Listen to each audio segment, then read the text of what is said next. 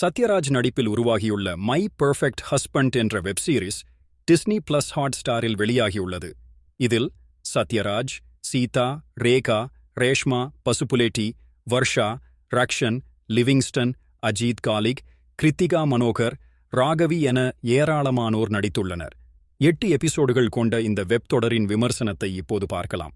இயக்குனர் தாமிரா இயக்கத்தில் உருவாகியுள்ள இந்த வெப்சீரிஸை முகமது ரசித் தயாரித்துள்ளார். மேலும் பிரபல ஒளிப்பதிவாளர் ஆர்தர் வில்சன் கேமராமேனாக பணியாற்றியுள்ளார். இந்த வெப்சீரிஸுக்கு பார்த்தசாரதி எடிட்டிங் செய்துள்ளார். பிரபல இசையமைப்பாளர் வித்யாசாகர் இசையமைத்துள்ளார். கலகலப்பான குடும்ப கதையாக இந்த தொடர் உருவாகியுள்ளது.